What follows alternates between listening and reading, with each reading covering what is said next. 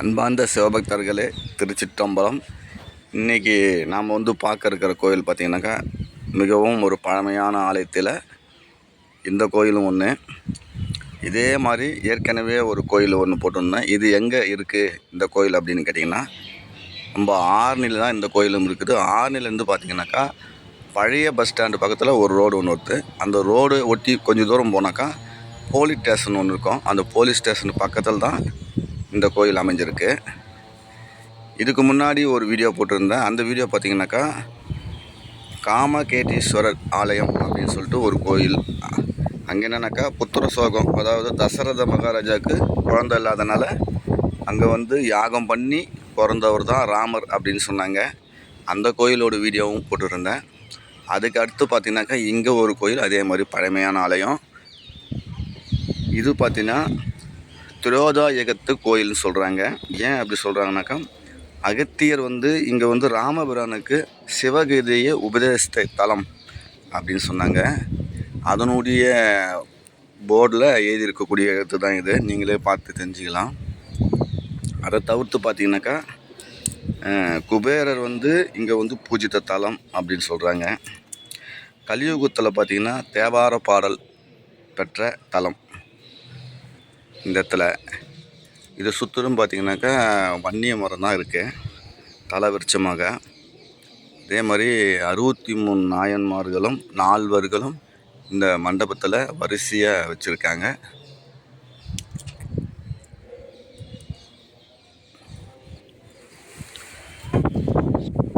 இந்த கோயிலும் பார்த்திங்கன்னா நம்ம விரிஞ்சிபுரம் கோயில் மாதிரி தான் பெருசாக இருக்குது.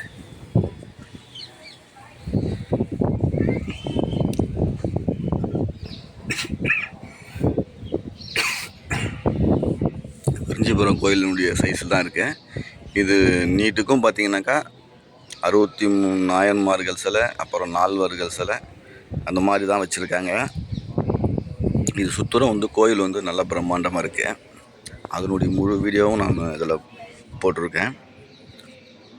அதே மாதிரி அந்த புத்திர காமேட்டீஸ்வரர் ஆலயம் போக சொல்ல அங்கே வேலைப்பாடுகள் நடந்துருச்சு. அதனால் சரியாக எடுக்க முடியல. இருந்தாலும் அந்த கோயிலினுடைய சில விஷயங்கள்லாம் நான் எடுத்து போட்டேன். சரியாக யாரும் பார்க்கல. முடிஞ்சால் அதையும் பாருங்கள்.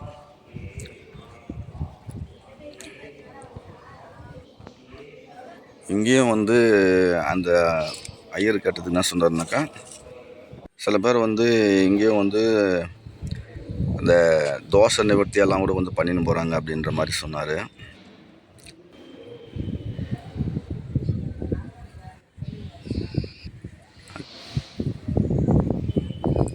உள்பிரகாரத்து உள்ளே இருந்தது 108 லிங்கம்னு சொல்லி, அதாவது ஒரு லிங்கத்துக்குள்ளே 108 லிங்கம் அப்படின்னு சொல்லி ரெஜிஸ்டர் பண்ணியிருக்காங்க.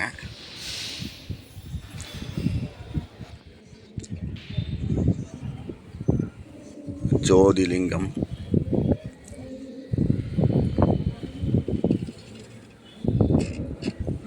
வாயுலிங்கம், இது மாதிரி இது வரைக்கும் பார்த்திங்கனாக்கா சுத்தரும் நிறைய சின்ன சின்ன கோயில்களும் இதுக்குள்ள நல்லா அமைஞ்சிருக்கு.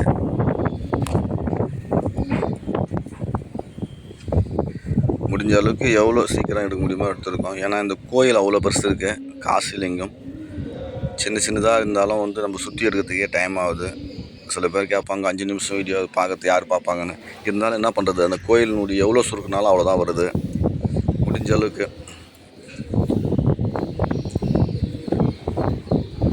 இந்த ஆலயத்தில் அம்மனையும் அப்பாவையும் உள்ள வீடியோ எடுக்கக்கூடாதுன்னு சொல்லிட்டாங்க.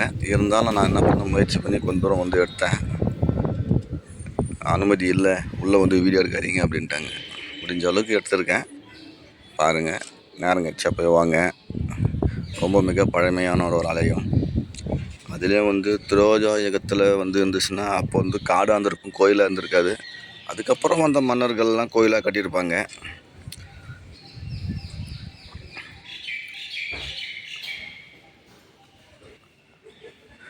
அதே மாதிரி காமகேட்டீஸ்வரர் அந்த கோயிலில் பார்த்திங்கனாக்கா புத்திரகேட்டீஸ்வரர் கோயிலில் பார்த்திங்கன்னா குழந்த பாக்கியம் இல்லாதவங்க மட்டும் கிடையாது, ராகுகேது தோசை இருக்கிறவங்க கூட அங்கே பரிகாரம் பண்ணுறாங்க.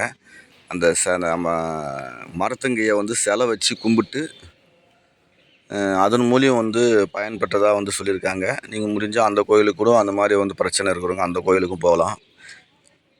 ஏன்னா இது ரெண்டுமே வந்து ரொம்ப பழமையான தலம், அதனால் சொல்கிறேன். இங்கே வந்து அது ஒரு மாதிரி கும்புறதுனால கண்டிப்பாக வந்து பலிக்குது அப்படின்னு சொல்லிட்டு அங்கே ஒருத்தர் சொன்னார். கண்டிப்பாக முடிஞ்சால் போயிட்டு வாங்க நண்பர்களே. இன்னும் அடுத்த வீடியோவில் ஒரு கோயிலை பார்க்கலாம். இங்கேயே கூட நிறைய கோயிலுங்க இருக்குது சொல்லியிருக்காங்க, முடிஞ்ச அளவுக்கு பார்க்கலாம்.